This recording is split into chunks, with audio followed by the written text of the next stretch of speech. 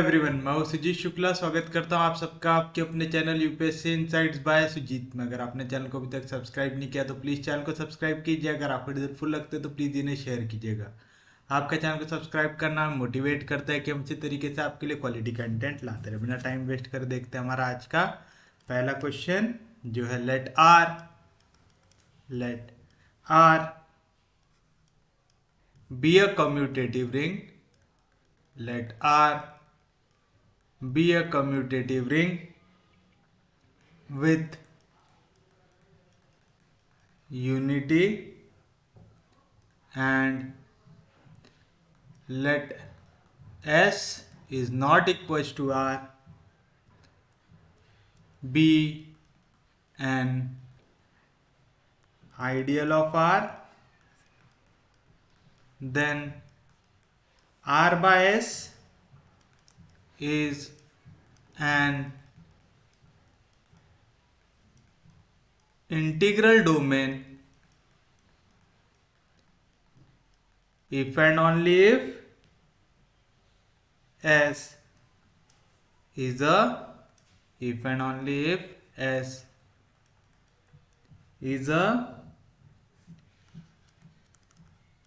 prime ideal of R। दिया हुआ है ऐसा आपको याद होगा, हम लोगों ने कल प्राइम आइडियल देखा था। प्राइम आइडियल देखते वक्त क्या देखे थे हमने डेफिनेशन? अगर हमें आर एक कम्यूटेटिव रिंग दी हुई है तो उसका एक आइडियल जहां पे एस इक्वल नहीं रहेगा आर से, यानी एस सबसेट रहेगा आर का, लेकिन एस इक्वल टू आर नहीं आ सकता यहाँ पे। इसे आप कहेंगे प्राइम आइडियल। कब? अगर ए बी एलिमेंट है एस के, इंप्लाइज ए एलिमेंट रहेगा एस का, बी एलिमेंट रहेगा एस का, for all A B belonging to R. देखे थे ऐसी डेफिनेशन? मतलब अगर हम ए एलिमेंट ले रहे हैं आर का, बी एलिमेंट ले रहे हैं आर का, ये कैसे एलिमेंट लिया आपने कि इनका मल्टीप्लीकेशन ए इंटू बी एलिमेंट आएगा एस के अंदर। तो अगर यहाँ पे ए एलिमेंट आ जाए एस के अंदर या बी एलिमेंट आ जाए एस के अंदर, तो हम इसे क्या कहेंगे? एस को कहेंगे हम यहाँ पे प्राइम आइडियल कहेंगे। तो हमें यहाँ पे इफ एंड ओनली इफ दिख रहा है। जब भी आपको क्वेश्चन में इफ एंड ओनली इफ दिखे, आपको क्या करना पड़ता है? अगर R by S integral domain दिया हुआ है तो एस इज प्राइम आइडियल, ये प्रूव करो। अगर एस इज प्राइम आइडियल दिया हुआ है तो R by S is integral domain, ये प्रूव करो। ऐसा करना पड़ता है इफ एंड ओनली इफ में। मतलब हमें एक चीज को गिवन लेना पड़ता है, दूसरी चीज को प्रूव करना पड़ता है, फिर दूसरी चीज को गिवन लेना पड़ता है, पहली चीज को प्रूव करना पड़ता है। तो चलिए हम सॉल्यूशन की शुरुआत करते हैं। पहले तो जो चीज मुझे दी हुई है मैं वो लिख देता हूं। हियर क्या दिया हुआ है? R is a commutative ring with unity. मतलब आर एक कम्यूटेटिव रिंग है जिसके अंदर यूनिट एलिमेंट है, and S not equal to R is an ideal of R. क्योंकि S not equal to R रहेगा तभी हम एस को क्या प्रूव कर सकते हैं? एक प्राइम आइडियल प्रूव कर सकते हैं। अब देखो मुझे यहां पे है ना आर बाय एस दिख रहा है। आर बाय एस आपको याद है क्या होता है? आर बाय एस होता है क्वोशिएंट ग्रुप। तो आर बाय एस के अंदर किस तरीके के एलिमेंट आएंगे? या तो ए प्लस एस या तो एस प्लस ए के टाइम्स में, यानी हम कोसेट बनाते हैं यहां पे। तो चलिए आप लिखेंगे लेट आर बाय एस, इसके अंदर किस तरीके के एलिमेंट आएंगे? एस प्लस ए के टाइप के, जहां पे ए एलिमेंट आप कहां से लेते हैं? आर से। ये आपके लिए हो जाएगा हमारा क्वोशिएंट ग्रुप। होगा? पक्के में समझ में आया आपको? या तो आप ऐसा भी लिख सकते, therefore R by S forms a quotient group. वैसा लिख दूं, therefore R by S forms a quotient ring with composition. कौन कौन से कंपोजिशन होता है? एक होता है एडिशन वाला, एक होता है मल्टीप्लीकेशन वाला। पहला एडिशन वाला क्या रहता है, याद है सबको? S plus A plus S plus B का आंसर आएगा S plus A B for every A B belonging to R. और सेकेंड आएगा S plus A into S plus B, इसका आंसर आता है एस प्लस, सॉरी इधर ए plus B आता है, मैंने ए इंटू बी लिख दिया, S plus A plus B. और यहाँ पे आएगा S plus A into B for every A B belonging to R. यानी पहले इसमें एस प्लस बी का आंसर आएगा S plus A plus B, और दूसरा S plus A into S plus B का आंसर आएगा S plus A into B आएगा। ऐसा यहां तक किसी को कोई दिक्कत नहीं। ये क्या फॉर्म करता है, हमारा एक क्वोशिएंट रिंग फॉर्म करता है। अगर आर कम्यूटेटिव रिंग है और एस आपको क्या दिया हुआ है, उसका आइडियल दिया हुआ है, तो आर बाय एस क्या फॉर्म करेगा, एक क्वोशिएंट रिंग फॉर्म करेगा, जिसपे कंपोजिशन क्या रहेगा, S plus A plus S plus B, इसका आंसर आएगा S plus A plus B. और दूसरा रहेगा S plus A into S plus B, इसका आंसर आएगा S plus A into B आएगा। यहां तक किसी को भी कोई दिक्कत होनी नहीं चाहिए। अब देखो मुझे यहाँ पे आर क्या दी हुई है, एक कम्यूटेटिव रिंग विथ यूनिटी दी हुई है। अगर आर कम्यूटेटिव रिंग है मतलब ए इंटू बी इक्वल रहेगा बी इंटू ए से for every A B belonging to R रहेगा ऐसा। तो आप दो एलिमेंट ले लो आपके आर बाय एस के, तो मैं लेता हूं let S plus A S plus B, ये दो आर्बिट्ररी एलिमेंट मैंने ले लिया आर बाय एस के। तो ए और बी किसके एलिमेंट आ जाएंगे, यहाँ पे आर के आ जाएंगे। इनको मल्टीप्लाई कर लेता हूं। क्यों कर रहा हूं, देखिए मुझे यहाँ पे आगे कह रहा है आर बाय एस को प्रूव करना है एक इंटीग्रल डोमेन।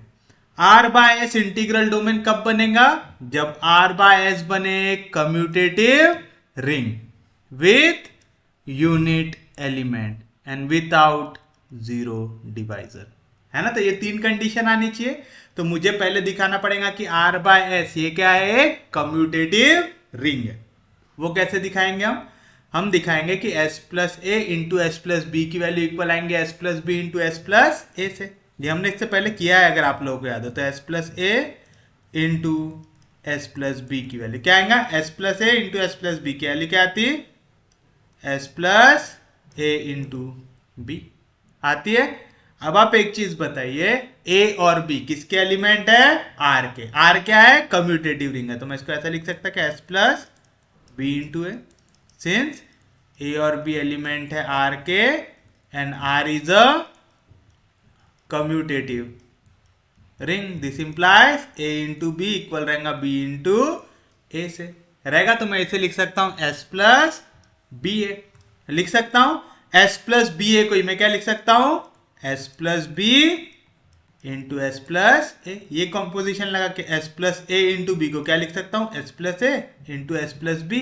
तो अगर यहाँ पे ए इंटू बी की जगह बी इंटू ए आया तो क्या आएगा, S plus B into S plus A. तो दिस इंप्लाइज क्या हो गया आपके लिए, S plus A into S plus B, ये इक्वल आ रहा है S plus B into S plus A से फॉर एवरी ए कमा बी बिलोंगिंग टू आर। यानी आप ए और बी की वैल्यू यहाँ पे चेंज करते जाओ तो आपको S plus A S plus B किसके अंदर जाएंगे, आपके क्वोशिएंट रिंग के अंदर। तो आप चाहो तो ये लिख सकते हो या तो ऐसा लिख सकते हो for every S plus A S plus B belonging to R by S, ये भी लिख सकते हो यहाँ पे, क्योंकि ए और बी अगर आर के एलिमेंट है तो एस प्लस बी किसके एलिमेंट आएंगे, आर बाय एस के। मतलब आर बाय एस कैसी रिंग होगी हमारे लिए, therefore R by S is a commutative ring. R by S कैसी रिंग हो गई, कम्यूटेटिव रिंग। अब दिखाना है उसके पास क्या आता है, यूनिट एलिमेंट आता है। तो चलिए दिखाते हैं। As R is a ring with unity, that is 1, ये एलिमेंट है R के अंदर दिया हुआ है। R क्या है, कम्यूटेटिव रिंग है विथ यूनिटी, यानी 1 एलिमेंट आता है आपके R के अंदर आता है। तो दिस इंप्लाइज मैं कह सकता हूं क्या कि S प्लस 1 ये एलिमेंट आएगा R बाय S के अंदर, which is unit element of R by S। आएगा ऐसा, क्योंकि वन एलिमेंट है आर का, और आर बाय एस के अंदर कैसे एलिमेंट आते हैं, एस प्लस ए के फॉर्म में। तो ए की जगह अब क्या आ गया, यहाँ पे वन आ गया, तो एस प्लस वन किसके अंदर आएगा, आर बाय एस के अंदर। तो मैं कह सकता हूं ये यूनिट एलिमेंट है। क्यों, सिंस आप कोई भी एलिमेंट लो, एस प्लस ए, उसको मल्टीप्लाई करो एस प्लस वन से, S plus A into S plus B क्या रहता है, S plus A into B, और वन क्या है यहाँ पे, यूनिट एलिमेंट है, तो इसका आंसर आ जाएगा एस प्लस ए। आ जाएगा, आएगा पक्के में। सिमिलरली मैं ये भी ले सकता हूं S plus one into S plus A, इसका भी आंसर आ जाएगा S plus one into A, और इसका आंसर आ जाएगा S plus A. Reason, since one is unit element of R, therefore A into one लो, चाहे वन इंटू ए लो, इसका आंसर आएगा A for every A belonging to R आएगा। तो दिस इंप्लाइज क्या मिला मुझे, S plus A into S plus one, ये इक्वल है एस प्लस ए से, जो इक्वल है S plus one into S plus A से for every S plus A belong to R by S. मतलब अब मेरा आर बाय एस बन गया कम्यूटेटिव रिंग। क्या बन गया आर बाय एस, एक commutative ring with unit element. आ गया, विथ यूनिट एलिमेंट। अब बस इसको इंटीग्रल डोमेन दिखाने के लिए क्या दिखाना पड़ेगा, it has no zero divisor दिखाना पड़ेगा। तो चलिए अब हम आते हैं हमारे क्वेश्चन में। अब हमें दोनों में से एक कंडीशन को ट्रू मानना पड़ेगा। अगर मैं लेता हूं आर बाय एस, ये इंटीग्रल डोमेन है, तो मुझे एस इस प्राइम आइडियल प्रूव करना पड़ेगा।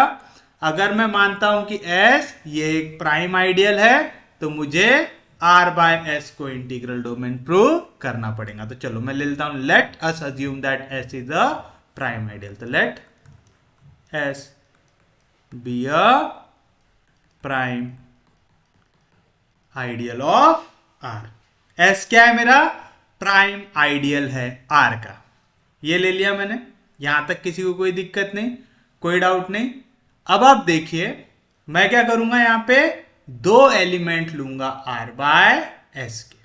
क्या करूंगा मैं, दो एलिमेंट लूंगा आर बाय एस के। तो मैं लेता हूं let S plus A S plus B, ये दो एलिमेंट हो जाए मेरे आर बाय एस के। किस तरीके से, such that S plus A into S plus B ये इक्वल आ जाए zero element of R by S से, जो रहता है एस से। आएगा, समझ में आया कैसे। अगर आपको यहां पे ऐसा दिक्कत आ रहा है ना, तो आप एक लाइन यहां पे ऐड कर लो। एस क्या दिया हुआ है आपको, प्राइम आइडियल ऑफ आर दिया हुआ है। तो इस केस में टू प्रूव क्या आएगा मेरे लिए, अगर मैंने एस को प्राइम आइडियल लिया हूं तो मुझे क्या प्रूव करना पड़ेगा, R by S is an integral domain. ये प्रूव करना पड़ेगा, R by S is an integral domain, ये प्रूव करना पड़ेगा। इंटीग्रल डोमेन होने के लिए क्या क्या जरूरी है, पहला तो R by S commutative ring होना चाहिए, पहले ही प्रूव कर दिया। आर बाय एस के पास यूनिट एलिमेंट होना चाहिए, वो भी प्रूव कर दिया। और R by S without zero divisor होना चाहिए। विदाउट जीरो डिवाइजर का मतलब क्या होता, अगर a इंटू बी की वैल्यू इक्वल है जीरो से, तो या तो a जीरो हो जाए या तो b जीरो हो जाए। ये सादे लैंग्वेज में हो गया। यहां पे जीरो क्या होता है, जीरो एलिमेंट आपके रिंग का। आर बाय एस के लिए जीरो एलिमेंट क्या होता है, आर बाय एस के लिए जीरो एलिमेंट होता है एस प्लस जीरो। देखो जीरो जीरो एलिमेंट होता है आर का, और आर बाय एस के अंदर किस टाइप के एलिमेंट आते हैं, एस प्लस ए टाइप के, जहां पे ए आप कहां से लेते हैं, रिंग से। तो रिंग का जीरो एलिमेंट यहां पे सब्सटीट्यूट करो, तो एस प्लस जीरो, ये क्या रहेगा, zero element of R by S. आया, तो मैंने आर बाय एस के दो एलिमेंट लिया और उनका मल्टीप्लीकेशन इक्वल आ रहा है जीरो से, यानी उनके जीरो एलिमेंट से। ऐसा लिखने में अगर डाउट आ रहा है तो यहाँ पे एस प्लस जीरो लिख लो, यहाँ पे लिख दो सिंस एस प्लस जीरो, जिसको मैं डिनोट करता हूं एस से, is zero element of R by S. आएगा ऐसा? किसी को कोई दिक्कत नहीं, कोई डाउट नहीं? अब मल्टीप्लीकेशन लगाओ तो S plus A into S plus B का मतलब क्या होता है? S plus A into B. इसका आंसर कैसे इक्वल आ रहा है? एस प्लस जीरो से आ रहा है। आप एस प्लस जीरो लिखो चाहे एस लिखो, कोई भी फर्क पड़ता क्या यहाँ पे? नहीं। और अगर S plus A into B equal है एस से, मतलब ए इंटू बी एलिमेंट आएगा आपका एस का। क्या आएगा? ए इंटू बी एलिमेंट एस का। याद रखिएगा यहां पे आप एक चीज, अगर s प्लस ए इक्वल आ रहा है s से, इसका मतलब आता है कि a एलिमेंट होता है s का। आप डायरेक्ट ये लगा सकते हैं, या तो आप ये भी याद रख सकते हैं कि s प्लस ए अगर इक्वल होता है s प्लस बी से, तो a माइनस बी एलिमेंट आता है s का। आप दोनों में से कोई भी एक प्रॉपर्टी यहां पे लगा सकते हैं कि अगर s प्लस ए इक्वल है s से, तो a एलिमेंट रहेगा s का, या तो s प्लस ए इक्वल है s प्लस बी से, तो a माइनस बी एलिमेंट रहेगा s का।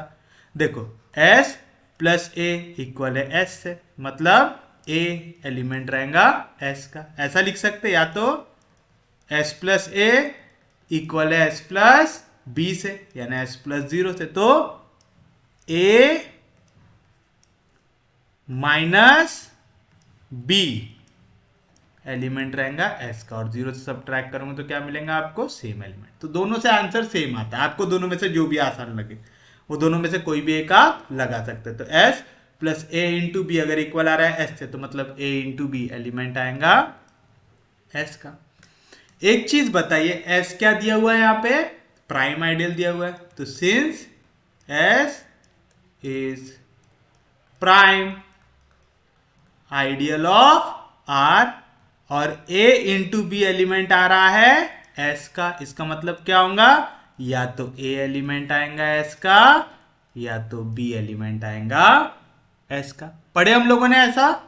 a एलिमेंट रहता है r का, b एलिमेंट रहता है r का, अगर a इंटू बी एलिमेंट है आपका s का, और s एक प्राइम आइडियल है, तो आप कह सकते हैं a एलिमेंट रहेगा s का, या तो b एलिमेंट रहेगा s का। तो यहाँ पे a और b इनका मल्टीप्लीकेशन किसका एलिमेंट आ रहा है? हमारे s का एलिमेंट आ रहा है। तो या तो a एलिमेंट रहेगा s का, या तो b एलिमेंट रहेगा s का। तो मैं इसे ऐसा लिख सकता हूं, दिस इंप्लाइज या तो a एलिमेंट रहेगा s का, या तो b एलिमेंट रहेगा s का। अभी हमने ये देखा s प्लस ए अगर इक्वल है s से, तो हम कह सकते हैं a एलिमेंट है s का। सिमिलरली ये बाय कंडीशन में लगता है। सिमिलरली अगर a एलिमेंट है s का, तो मैं कह सकता हूं s प्लस ए इक्वल रहेगा s से। तो अगर a एलिमेंट है s का, तो मैं कह सकता हूं s प्लस ए इक्वल रहेगा s से। और अगर b एलिमेंट है s का, तो मैं कह सकता हूं s प्लस बी इक्वल रहेगा s से। और अगर आपको याद हो s क्या डिनोट करता है? Zero element of r by s, यानी या तो s प्लस ए जीरो रहेगा, या तो s प्लस बी जीरो रहेगा। आया? तो आपने लिया था दो एलिमेंट का मल्टीप्लीकेशन जीरो से इक्वल है, तो या तो पहला एलिमेंट जीरो है, या तो दूसरा एलिमेंट जीरो है। आया पक्के में? तो आप लिखेंगे hence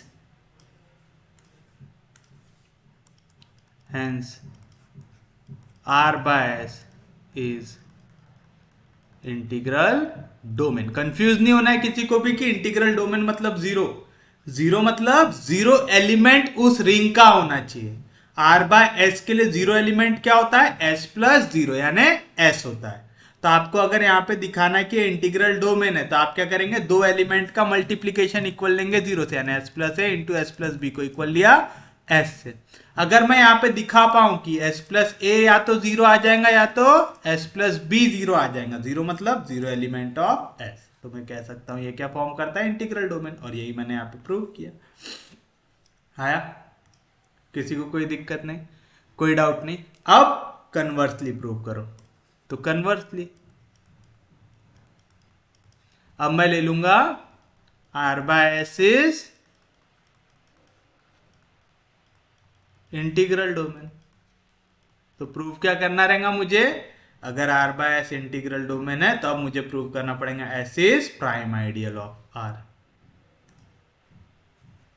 S is prime ideal of R. अब सोचो प्राइम आइडियल कैसे प्रूव करते, दो एलिमेंट लो आर के, किस तरीके से कि इनका मल्टीप्लीकेशन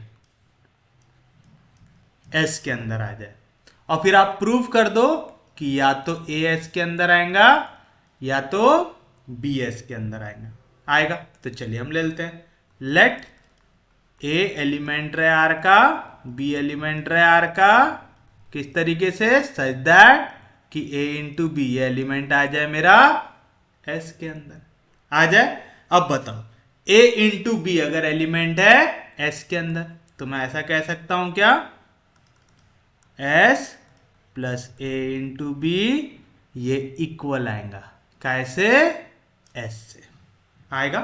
हमने देखा था ना, अगर s प्लस ए इक्वल है s से तो इसका मतलब होता है a एलिमेंट है s का, और अगर a एलिमेंट है s का इसका मतलब होता है s प्लस ए इक्वल रहेगा s से, रहेगा ऐसा। फिर से यहाँ पे मल्टीप्लीकेशन वाला तोड़ो, s plus A into B को मैं क्या लिख सकता हूं, s plus A into S plus B, यानी s plus A into S plus B equal है s से। अब आप बताओ आर बाय एस, ये क्या दिया हुआ है आपको, R by S is integral domain. अगर R by S integral domain है मतलब अगर दो एलिमेंट का मल्टीप्लीकेशन इक्वल आ रहा है जीरो एलिमेंट से, तो या तो पहला एलिमेंट इक्वल रहेगा जीरो एलिमेंट से या तो दूसरा एलिमेंट इक्वल रहेगा जीरो एलिमेंट से। यही लॉजिक लगाइए आप फिर से, s प्लस ए अगर इक्वल है s से, इसी का मतलब क्या हो जाएगा, a एलिमेंट है s का। s प्लस बी अगर इक्वल है s से, इसी का मतलब क्या हो जाएगा, b एलिमेंट रहेगा s का, रहेगा। किसी को कोई दिक्कत नहीं, कोई डाउट नहीं, किस तरीके से प्रूव किया समझा सबको, पक्के में समझा, किसी को भी कोई दिक्कत नहीं, कोई डाउट नहीं।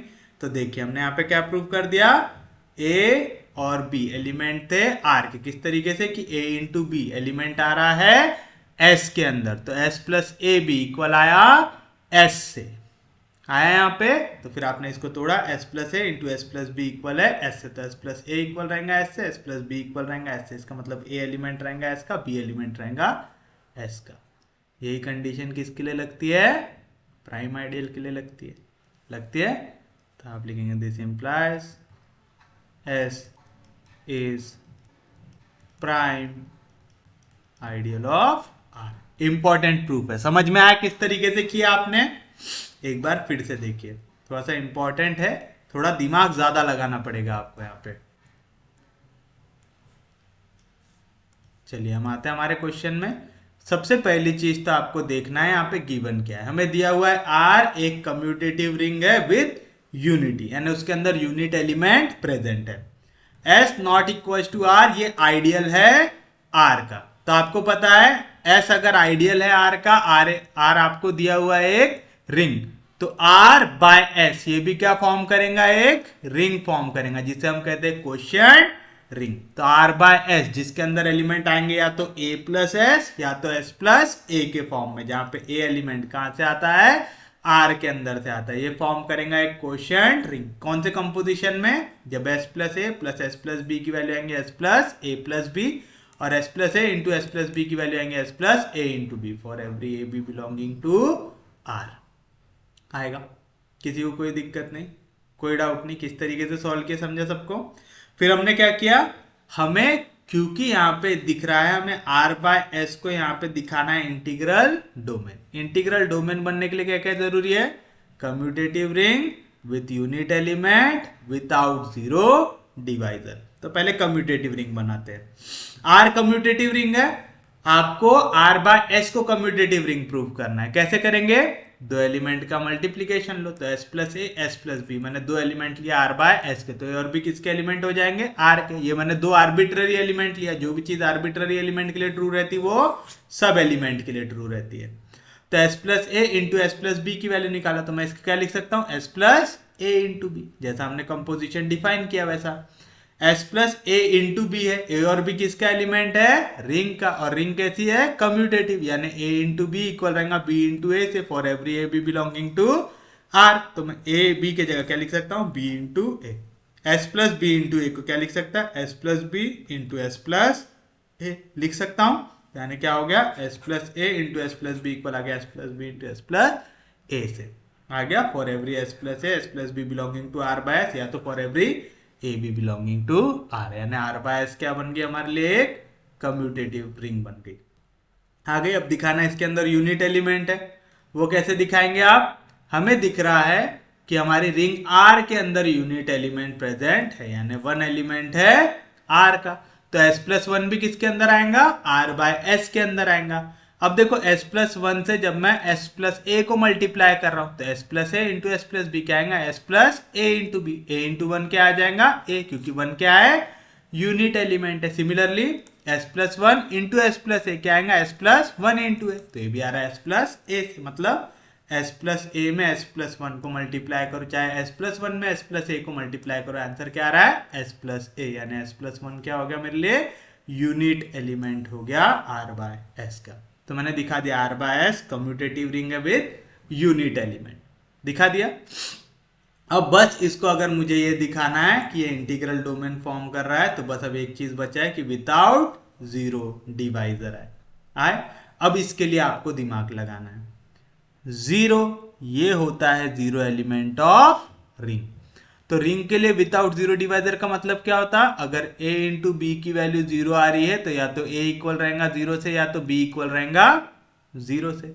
जब हम r बाय s में आते हैं, याद रखना इसके लिए जीरो एलिमेंट होता है s प्लस जीरो, यानी s होता है मेरे लिए zero element.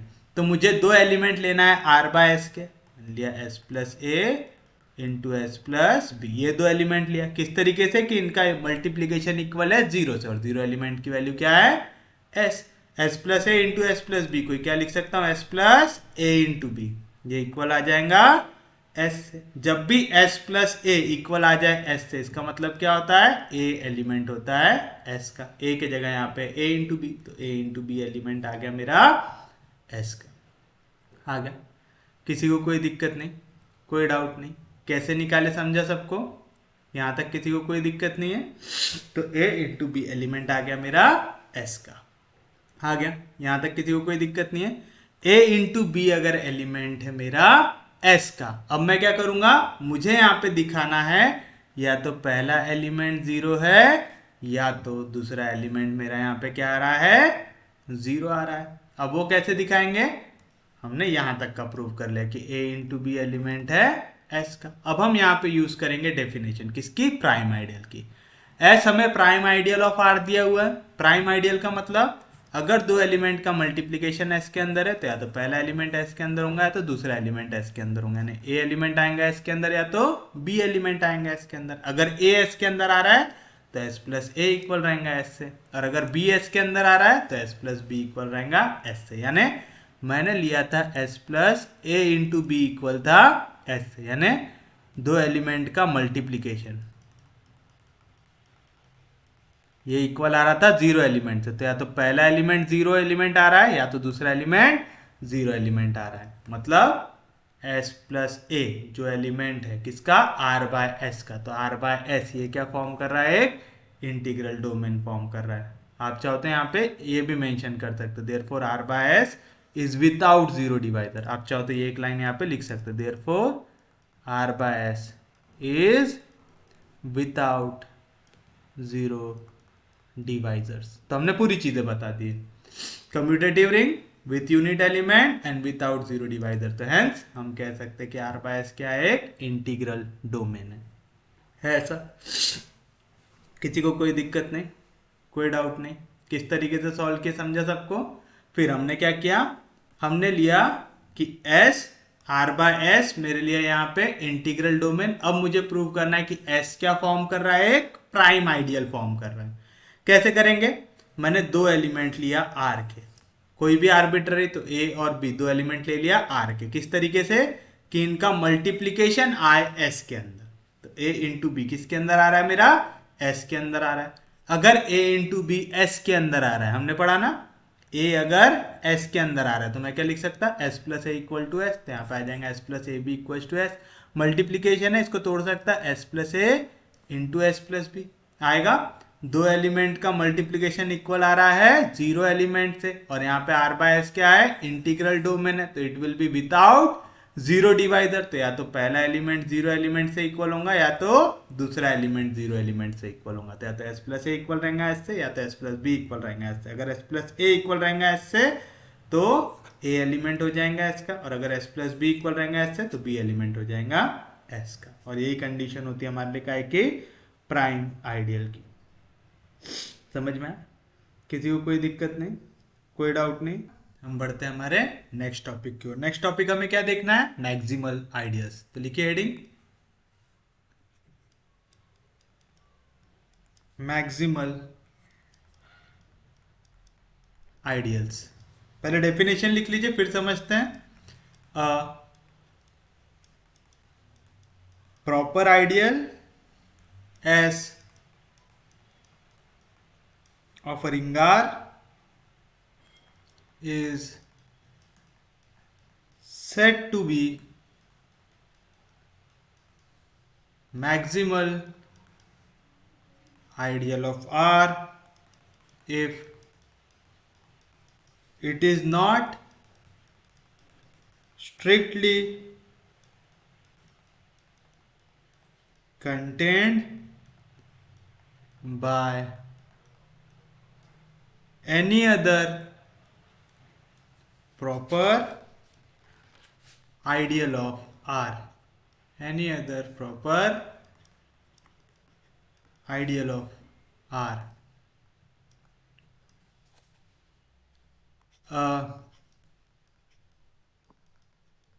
Proper ideal S of a ring R is said to be maximal ideal of R if T is any other proper ideal of R such that either S equal आएगा T से, या तो T equal आएगा R से, और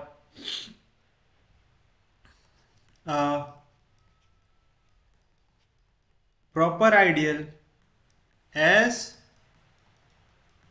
of a ring R is said to be maximal ideal of R if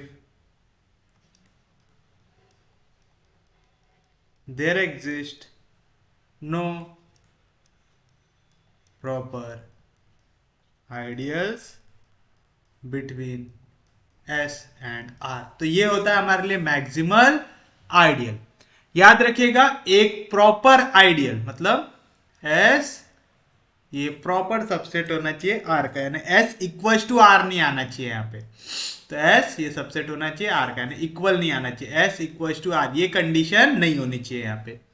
तो एक proper ideal S of ring R को आप मैक्सिमल आइडियल कब कहेंगे, जब इनके बीच में कोई भी प्रॉपर आइडियल एग्जिस्ट नहीं करेगा। मतलब S और R के बीच में और कोई प्रॉपर आइडियल एग्जिस्ट नहीं करेगा। अगर मैं कह रहा हूं T एक प्रॉपर आइडियल आ रहा है S और R के बीच में, तो या तो S इक्वल हो जाएगा T से, या तो T इक्वल हो जाएगा R से।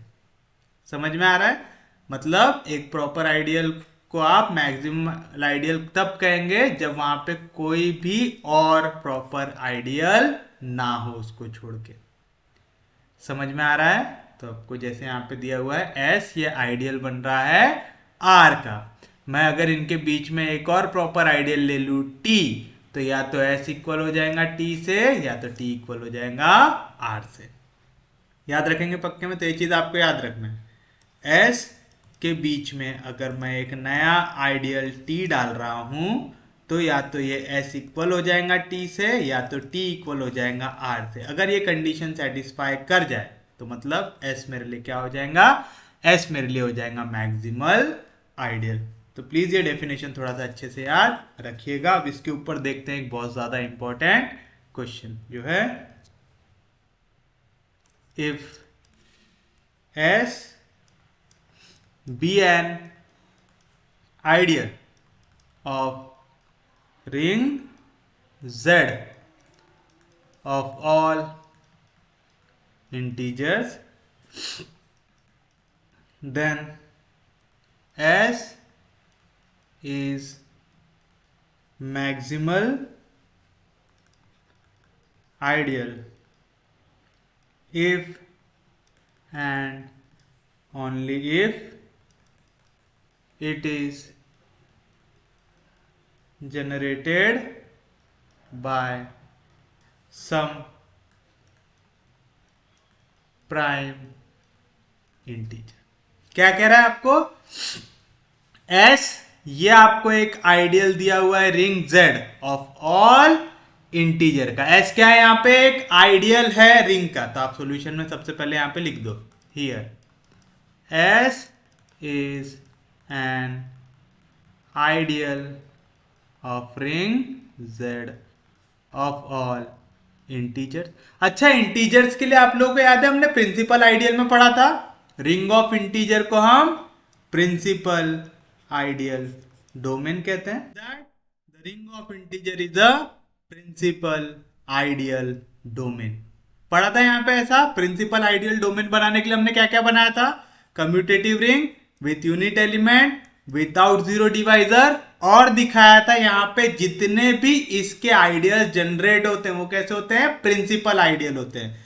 चाहे आप वो जीरो एलिमेंट वाला लो, वो भी एक प्रिंसिपल आइडियल था, और ऐसा एलिमेंट जिसपे जीरो एलिमेंट को छोड़ के और कोई भी एलिमेंट भी आए तो वो भी हमने दिखाया था कि वो क्या बनता है आपके लिए, प्रिंसिपल आइडियल बनता है, यानी वो जनरेट होता है बाय अ सिंगल एलिमेंट। पढ़े थे ये चीज, तो आपको ये चीज याद रखना है। यहाँ पे रिंग ऑफ इंटीजर्स के लिए हमेशा क्या आता है, यहाँ पे आप उसके जितने भी आइडियल्स है वो कैसे रहेंगे, प्रिंसिपल आइडियल, यानी वो जनरेट होते हैं बाय सिंगल एलिमेंट। पढ़े थे ऐसा, तो चलिए अब यही चीज यहाँ पे लिख देते हैं। We know that ring of integers is a principal ideal domain. This implies every ideal of Z is a principal ideal, यानी उसके जितने भी आइडियल होंगे वो जनरेट होंगे बाय अ सिंगल एलिमेंट। आप कह रहे हैं एस बी इसका आइडियल है, तो ये भी जनरेट होगा बाय अ सिंगल एलिमेंट होगा। अब देखिए यहां पे कह रहा है एस ये मैक्सिमम आइडियल तब होगा जब वो जनरेट होगा बाय सम प्राइम इंटीजर, यानी वो किससे जनरेट होना चाहिए, एक प्राइम नंबर से। तो प्राइम नंबर कौन सा होता है, एक ऐसा नंबर जो सिर्फ खुद के और वन के टेबल में आता है। तो हमें कोई भी एक ऐसा पॉजिटिव नंबर लेना है, मैं पी ले लेता हूं, तो आप लिखेंगे let p be a positive integer, ले लिया हमने, and let S be the principal ideal generated by p. This implies s is generated by p. समझ में आया क्यों ऐसे यहाँ पे प्रिंसिपल आइडियल क्यों रहेगा, क्योंकि एस क्या है, आइडियल है जेड का, since S is ideal of Z। और हमने यहाँ पे बताया कि जितने भी आइडियल रहेंगे Z के वो क्या रहेंगे, प्रिंसिपल आइडियल रहेंगे, यानी वो जनरेट होंगे बाय अ सिंगल एलिमेंट। मुझे दिखाना है वो एलिमेंट कैसा आना चाहिए, एक प्राइम नंबर आना चाहिए। प्राइम नंबर बनाने के लिए मैं क्या करूंगा, एक पॉजिटिव इंटीजर ले लूंगा, उसको मैंने डिनोट कर दिया P से। तो मैंने लिखा let S be a principal ideal generated by P, तो S is generated by P आ गया। अब दो चीज है, अगर मुझे P दिया हुआ है प्राइम नंबर तो मुझे प्रूव करना है S इज मैक्सिमम आइडियल। फिर अगर मुझे दिया हुआ है S मैक्सिमम आइडियल है तो मुझे प्रूव करना पड़ेगा कि P क्या हो जाए, प्राइम नंबर हो जाए। तो चलिए एक एक करके प्रूव करते हैं। तो हम लिखेंगे लेट, हमें दिया हो कि P be a prime number, let P be a prime number. अगर मैं प्राइम नंबर ले रहा हूं तो टू प्रूव क्या हो जाएगा, इस केस में टू प्रूव हो जाएगा S इज मैक्सिमल आइडियल। इस केस में मुझे क्या प्रूव करना पड़ेगा, S को मैक्सिमम आइडियल प्रूव करना पड़ेगा। मैक्सिमल आइडियल क्या बताया था मास्टर ने कि ये एक ऐसा आइडियल होता है आपका, ठीक है, ये एक ऐसा आइडियल होता है आपका जिसके और R के बीच में और कोई भी प्रॉपर आइडियल आना नहीं चाहिए, है ना। अगर इनके बीच में कोई एक प्रॉपर आइडियल आता है जो कंटेन कर रहा है S को, तो या तो S इक्वल आ जाएगा T से या तो T इक्वल आ जाएगा R से। तो आप लिखेंगे let T be an ideal of Z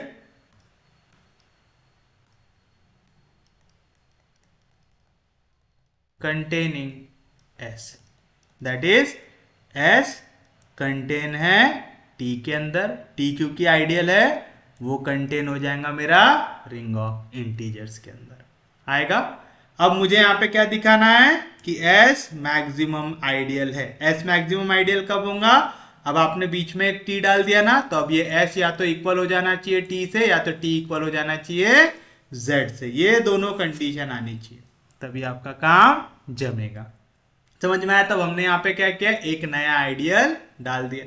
अब भाई ये भी आइडियल है किसका, Z का, और मैंने बता के रखा हूं Z के जितने भी आइडियल चाहो आप बना लो, सबके सब क्या रहेंगे, प्रिंसिपल आइडियल रहेंगे। Every ideal of Z is principal ideal रहेगा।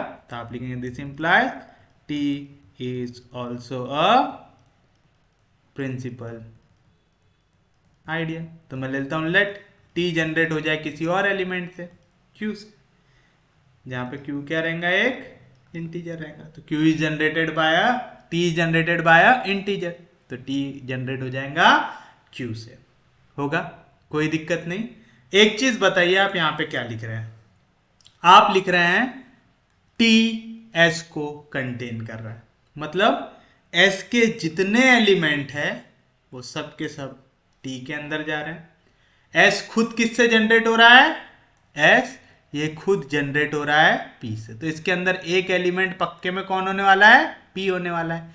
तो आप लिखेंगे S P एलिमेंट है S का एंड S कंटेन कर रहा है T के अंदर, तो S के जितने एलिमेंट है वो किसके अंदर जाने चाहिए, T के अंदर। तो P भी एलिमेंट आना चाहिए T के अंदर। अब आप देखिए आप क्या कह रहे हैं, आप कह रहे हैं T ये जनरेट हो रहा है बाय Q। जनरेट हो रहा है बाय Q का मतलब याद है ना, हर एक एलिमेंट Q का मल्टीपल होगा, जैसे Q into 1, Q into 2, Q into 3, Q into 0, Q into -1, इस फॉर्म में आ रहे होंगे अंदर एलिमेंट, इसके आ रहे होंगे, तभी आप बोल रहे हैं कि ये जनरेट हो रहा है, हो रहा है। तो आपको यहां पे याद रखना है कि Q के किसी ना किसी मल्टीपल के लिए, क्योंकि मैं बोल रहा हूं P एलिमेंट है T का, मतलब ये T के अंदर कहीं पे तो भी P आ रहा होगा। T के अंदर एलिमेंट कौन से फॉर्म में, Q इंटू कोई तो भी इंटीजर के फॉर्म में, तो मैं कह सकता क्या, देयरफॉर P की वैल्यू रहेंगी इस फॉर्म में, Q इंटू कोई तो भी integer for some A belong to Z, जहां पे A क्या रहेगा, कोई तो भी इंटीजर है। क्यों, क्योंकि P एलिमेंट है T के अंदर। T के अंदर कैसे एलिमेंट आएंगे, जो Q के मल्टीपल है, यानी Q इंटू कोई तो भी इंटीजर, इस फॉर्म में रहेगा। तो अगर P T के अंदर आ रहा है तो P भी इस फॉर्म में होगा, Q इंटू कोई तो भी इंटीजर के फॉर्म में। वो इंटीजर क्या है हमें नहीं पता, तो मैंने उसको लिख दिया P की वैल्यू रहेंगी Q इंटू A के फॉर्म में, जहां पे A क्या रहेगा, Z का एलिमेंट रहेगा। किसी को कोई दिक्कत नहीं, कोई डाउट नहीं। बट हमें यहां पे क्या दिया हुआ है, P एक प्राइम नंबर है। अगर P एक प्राइम नंबर है, प्राइम नंबर या तो 1 के टेबल में आता है या तो खुद के टेबल में आते हैं। तो आप p को मल्टीप्लीकेशन में इंटीजर के फॉर्म में कैसे लिख सकते हैं? या तो 1 इंटू पी लिख सकते हैं या तो p इंटू 1 लिख सकते। तो यहां से मेरी q की वैल्यू क्या क्या आ सकती? q या तो इक्वल आ सकता है 1 से, या तो q इक्वल आ सकता है p से, since p is prime number. कह सकते हैं ऐसा p, क्योंकि यहां पे क्या है? प्राइम नंबर है। तो मैं p को या तो लिख सकता हूं 1 इंटू पी, या तो मैं p को लिख सकता हूं p इंटू 1। और कोई फैक्टर पॉसिबल है क्या? नहीं। मैं यहां पे कह रहा हूं p इस फॉर्म में, q इंटू ए के फॉर्म में, p इस फॉर्म में, q इंटू ए के फॉर्म में। तो या तो q की वैल्यू 1 हो सकती है या तो q की वैल्यू p हो सकती है। इसको छोड़ के और कुछ आ सकता है क्या? नहीं। तो चलो ये दो वैल्यूज को चेक करते हैं। अगर q इक्वल आ गया 1 से,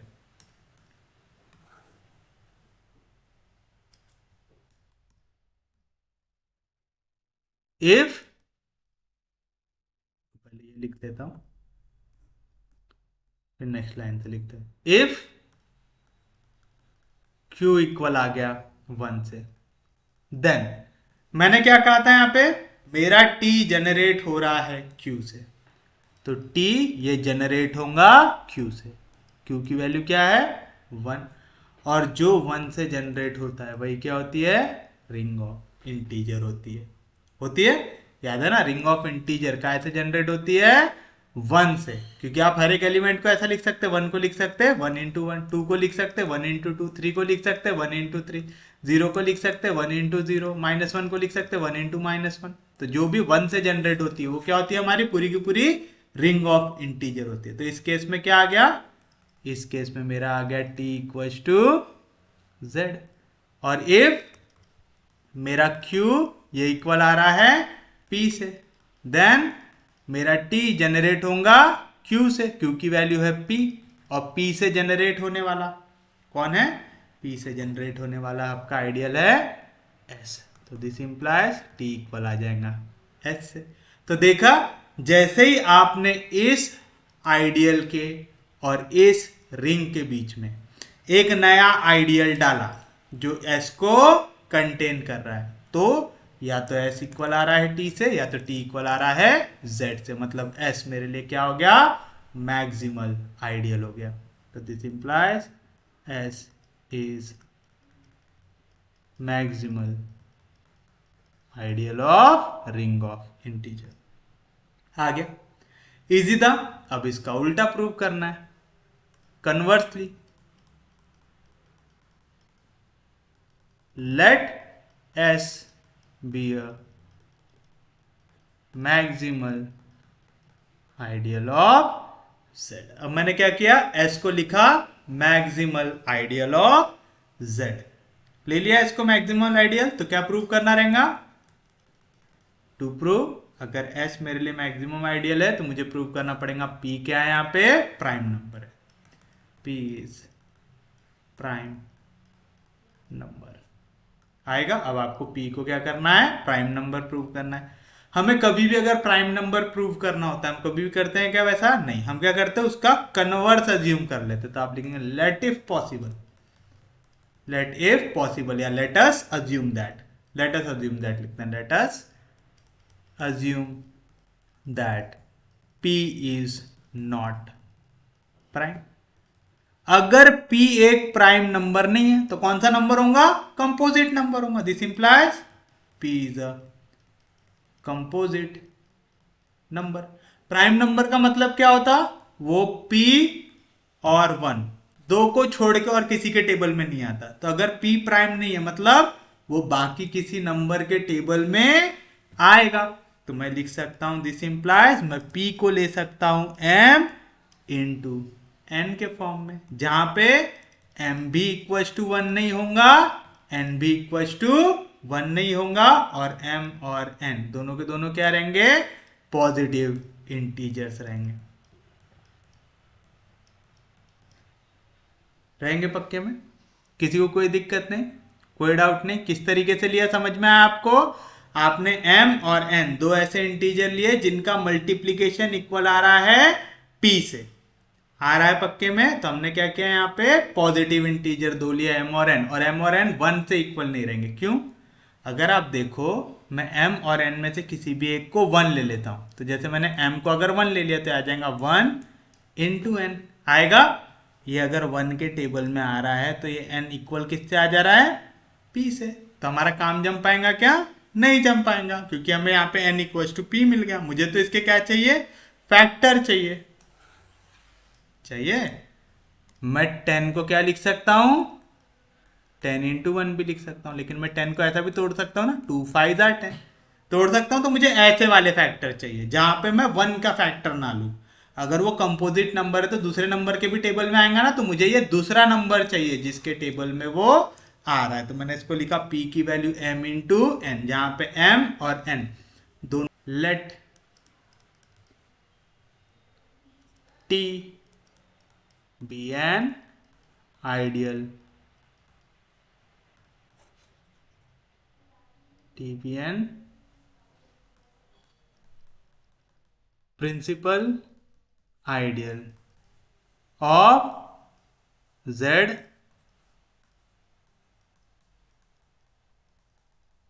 generated by m। This implies मैंने t को इक्वल लिया जनरेटेड बाय m से, क्योंकि m भी क्या है यहाँ पे एक m भी है यहाँ पे हमारा एक इंटीजर, और हम हर एक इंटीजर से एक आपका आइडियल जनरेट कर सकते हैं। और हमने लिखा है यहाँ पे आप जितने भी आइडियल बनाएंगे z के सब क्या रहेंगे? प्रिंसिपल आइडियल रहेंगे। तो करके अब आप डायरेक्ट लिख सकते हैं t क्या आपका एक प्रिंसिपल आइडियल है z का, जो जनरेट हो रहा है m से। तो t is generated by m। आ गया ऐसा? किसी को कोई दिक्कत नहीं, कोई डाउट नहीं? अब आप बताओ, अगर t जनरेट हो रहा है m से तो आप बोल सकते क्लियरली, या तो देयरफॉर क्लियरली। क्लियरली मैं कह सकता हूं s इस सबसेट होगा t का, जो सबसेट होगा z का। ये चीज समझ में आई कैसे लिखा मैंने यहाँ पे? क्योंकि मेरा जो s है वो किससे जनरेट हो रहा है? p से, और p की वैल्यू क्या है? m इंटू n है। अगर p की वैल्यू m इंटू n है, इसमें से मैं किसी भी एक एलिमेंट को लेके अगर एक नया सेट आपका जनरेट करूं तो वो हमेशा s को कंटेन करेगा ही करेगा। आप एग्जाम्पल से समझ लो। जैसे अगर मैं बोल लूं कि s मैं जनरेट कर रहा हूं बाय इंटीजर 6, तो बताओ इसके अंदर एलिमेंट क्या आएगा? पहला आएगा 6 1 jar 6, 6 2 jar 12, 6 3 jar 18, 6 0 jar 0, 6 into -1 -6 6 into -12। इस तरीके से आएगा। अब मैं 6 का एक फैक्टर बना सकता हूं 2 इंटू 3।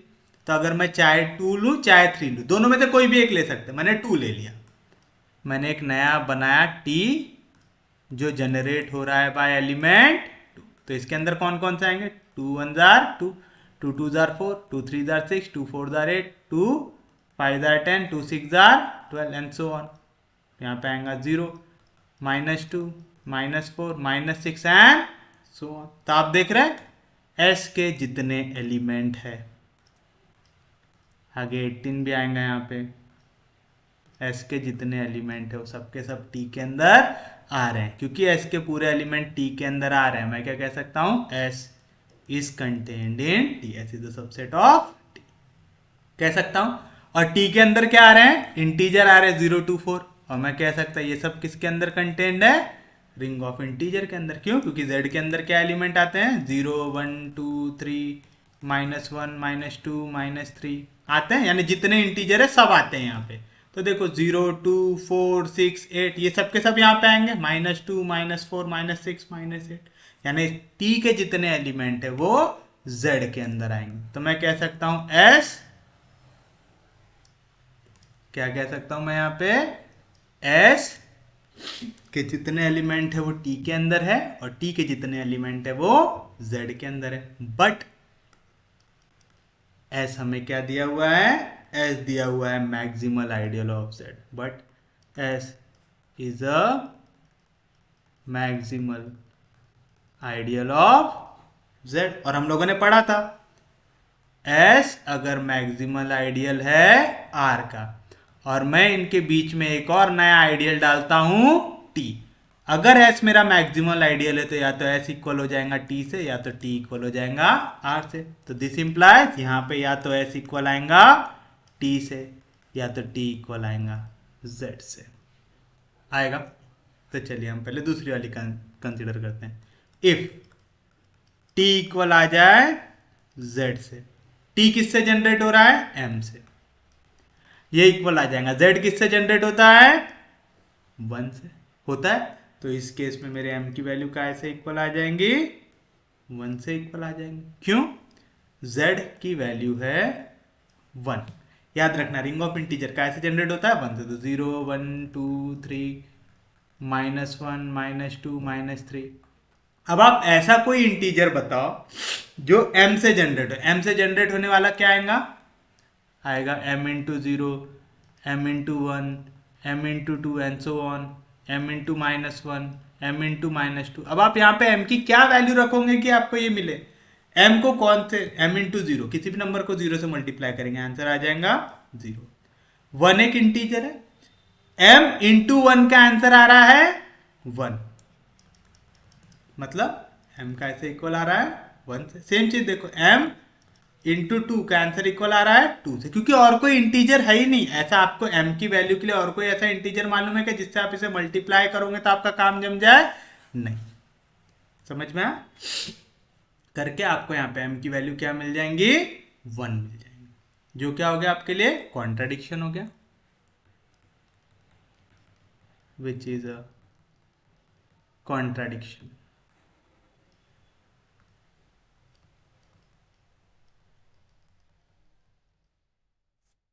आएगा? किसी को कोई दिक्कत नहीं, कोई डाउट नहीं? कैसे लिखे समझा सबको? कॉन्ट्राडिक्शन इसलिए आया यहाँ पे क्योंकि हमने अज्यूम किया था कि m की वैल्यू 1 नहीं हो सकती, और यहाँ पे m की वैल्यू क्या आ गई हमारे लिए 1 आ गई। तो ये क्या हो गया हमारे लिए कॉन्ट्राडिक्शन हो गया। इफ दूसरा ले लेते हैं कि s इक्वल आ जाए t से। अगर s इक्वल आ जाएगा t से, मतलब मैं क्या कह सकता हूं s किससे जनरेट हुआ है? s is generated by p। t किससे जनरेट हुआ है? t generated. अब आप समझिए यहाँ पे हमने लिखा क्या है, s जनरेट हो रहा है p से, मतलब s के अंदर एलिमेंट किस तरीके से आएंगे? p into 1 p into 2 p into 3 and so on, p into 0 same चीज नेगेटिव के लिए, और t ये जनरेट हो रहा है m से। तो इसके अंदर एलिमेंट किस तरीके से आएंगे? कुछ तो भी ऐसा m into 0 m into 1 m into 2 m into 3 and so on, इस तरीके से आएगा। अब यहाँ पे ये करस्पॉन्डिंग एलिमेंट इक्वल हो ये जरूरी नहीं है, बट एलिमेंट्स इक्वल आएंगे। अब इस केस में क्योंकि 1 था तो हमें पता था कि ये 1 से ही मल्टीप्लाई होकर आपका सेम एलिमेंट बन सकता है, करके m की वैल्यू 1 आएंगी, हमें पता था। क्योंकि m की और कोई वैल्यू के लिए आप ऐसा इंटीजर बना सकते थे क्या? नहीं बना सकते थे। बट आप नीचे वाले में देखिए आपके पास एलिमेंट है p into 1 p into 2 p into 3। ये भले ही p इंटू 1 इक्वल ना हो m इंटू 1 से, p इंटू 2 इक्वल ना हो m इंटू 2 से। क्यों? क्योंकि हमें दिया हुआ है p की वैल्यू है m इंटू n है, तो m और p दोनों की वैल्यू इक्वल नहीं हो सकती। लेकिन किसी न किसी वैल्यू के लिए अगर p बढ़ेगा तो ये m से इक्वल हो सकता है। तो मैं ऐसा बोल सकता हूं कि यहाँ पे मेरा जो m वाला एलिमेंट था ये p इंटू कोई तो भी वैल्यू के लिए इक्वल हो सकता है। कह सकता हूं मैं, इसे ऐसा लिख सकता हूं,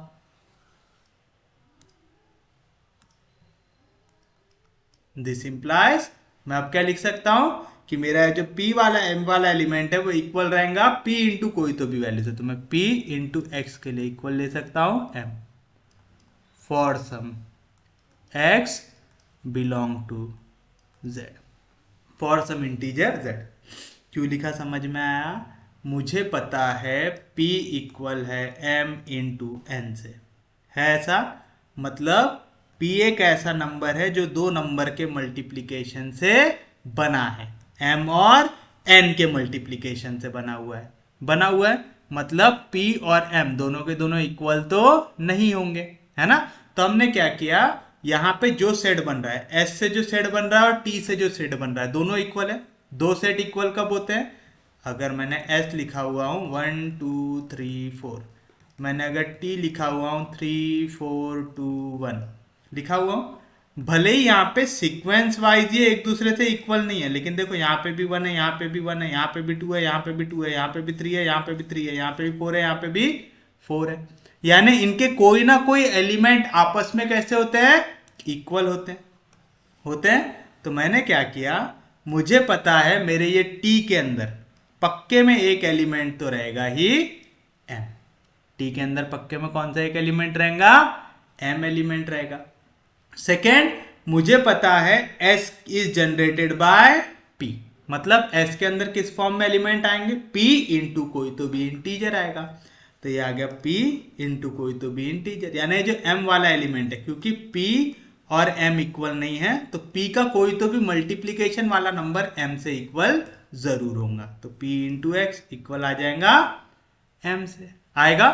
p की वैल्यू क्या दी हुई है आपको, p हमने लिया था m इंटू एन, तो m into N into X equal आ जाएगा m से m कैंसिल, तो n इंटू एक्स इक्वल आ जाएगा 1 से। m यहाँ पे मल्टीप्लीकेशन में इधर गया, डिवीजन में m कैंसिल, तो क्या बचा वहां पे 1।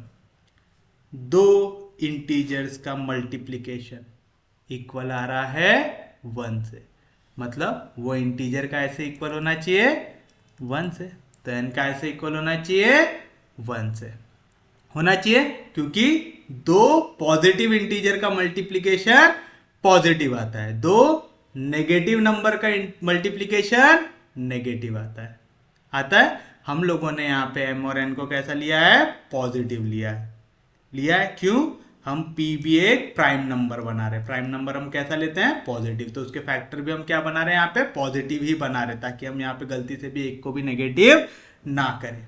समझ में आया, करके हमने पूरी कंडीशन किसके लिए सॉल्व किया, पॉजिटिव के लिए। अब n की वैल्यू आ गई इक्वल टू 1, n इक्वल आ गया 1, और मैंने लिया था n should not be equal to 1, तो which is contradiction.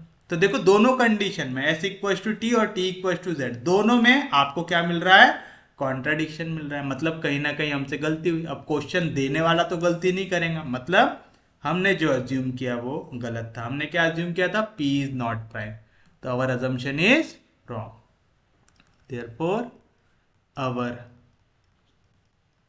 Assumption is wrong. हमने क्या अज्यूम किया था, p is not prime, this implies p is prime, आ जाएगा, और यही हमें करना था। तो उम्मीद है सबको समझ में आया होगा।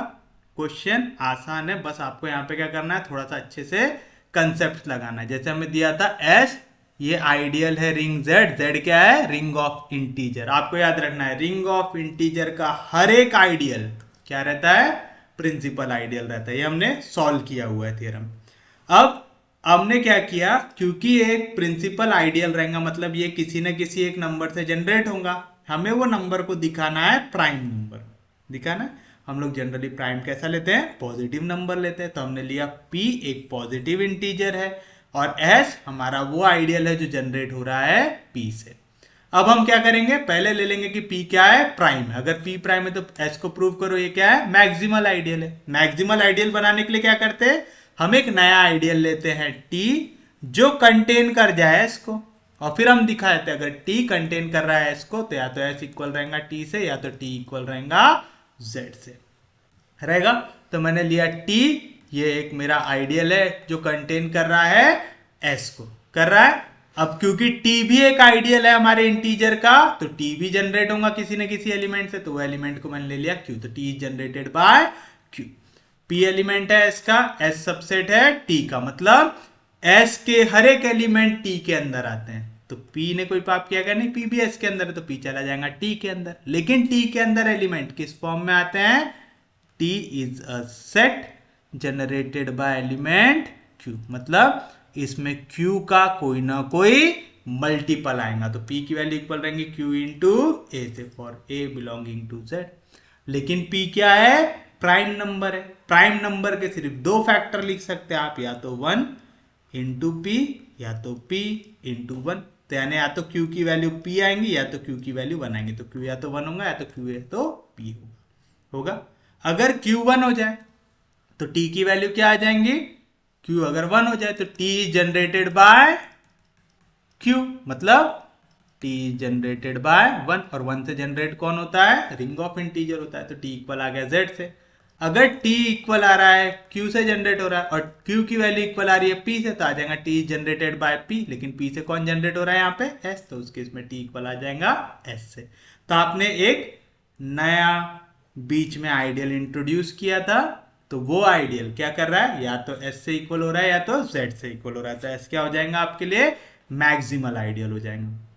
फिर हमें दिखाना है एस क्या हो, मैक्सिमल आइडियल हो जेड का। अब हमें प्रूव करना रहेगा पी क्या है, एक प्राइम नंबर है, प्रूव करना है। तो हम इसका उल्टा अज्यूम करेंगे, हम बोलेंगे कि पी प्राइम ना हो। अगर पी प्राइम नहीं है मतलब पी क्या रहेगा, कंपोजिट नंबर रहेगा।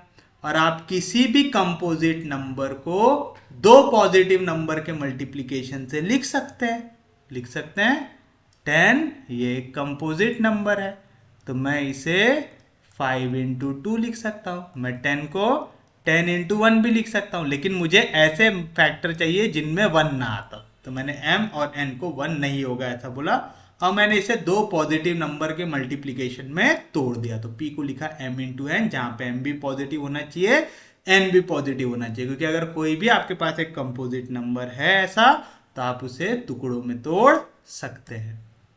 तोड़ दिए उसको। अब मैंने जो एक उसका पहला टुकड़ा था, मैंने p को क्या लिया, m इंटू एन, तो मैं दोनों में से किसी भी एक को यूज कर सकता, मैं m को यूज करूंगा। तो मैंने ये m से भी एक आपका नया आइडियल जनरेट कर लिया, तो लिया TBN, principal ideal generated by m। क्योंकि t m से जनरेट हो रहा है और आपको दिख रहा है t अगर m से जनरेट हो रहा है तो m के जितने भी मल्टीपल होंगे, m के जितने भी मल्टीपल होंगे वो किसके अंदर आएंगे, t के अंदर। और p की वैल्यू m इंटू एन, यानी p के जितने भी एलिमेंट रहेंगे वो m के मल्टीपल ही होंगे। तो करके आपका s is contain in t, और t क्या है, आइडियल है z का, तो पक्के में कंटेन रहेगा z के अंदर रहेगा। s हमें मैक्सिमल आइडियल दिया हुआ है, मतलब अगर आपने बीच में कोई भी एक नया आइडियल डाला तो या तो s इक्वल रहेगा t से, या तो t इक्वल रहेगा z से। अगर t इक्वल रहेगा z से तो आपको हो जाएगा m इज जनरेटेड बाय 1।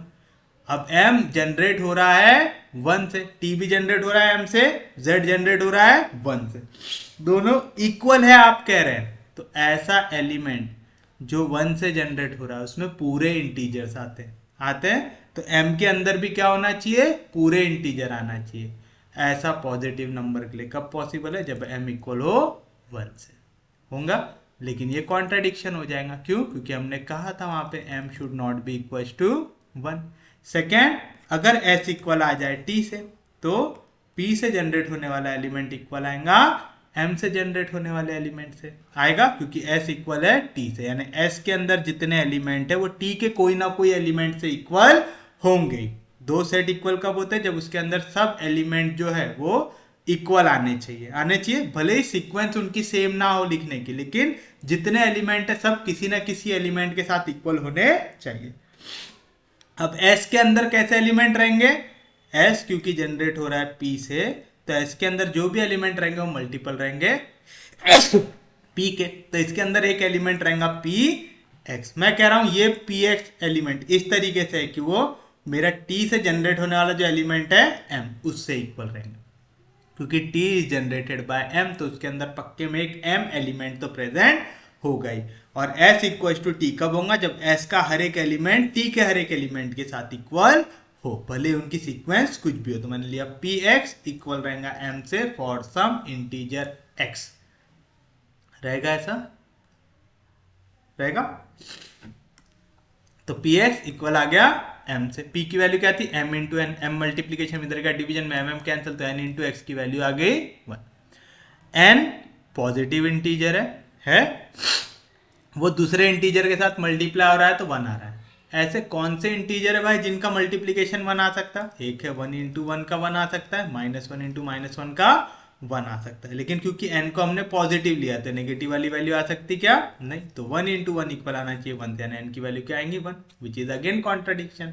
तो हमने जैसे ही p को प्राइम नंबर लिया, सॉरी p को नॉट प्राइम नंबर लिया, ये अज्यूम किया, तो हमें क्या मिल रहा है, कॉन्ट्राडिक्शन मिल रहा है, hence our assumption is wrong. तो p क्या आ जाएगा प्राइम नंबर आ जाएंगे, और यही हमें करना था प्रूव। और इसी के साथ हमारा आज का लेक्चर होता है समाप्त। उम्मीद है आपको आज का लेक्चर समझ में आया होगा। अगर आपको लेक्चर समझ में आ रहे, यूजफुल लग रहे, तो प्लीज चैनल को सब्सक्राइब कीजिए, वीडियो को शेयर करते जाइए। सबसे इंपॉर्टेंट चीज, पढ़ते रहिए, रिवाइज करते रहिए। हम लोग मिलेंगे कल, तब तक के लिए take care, have a nice day.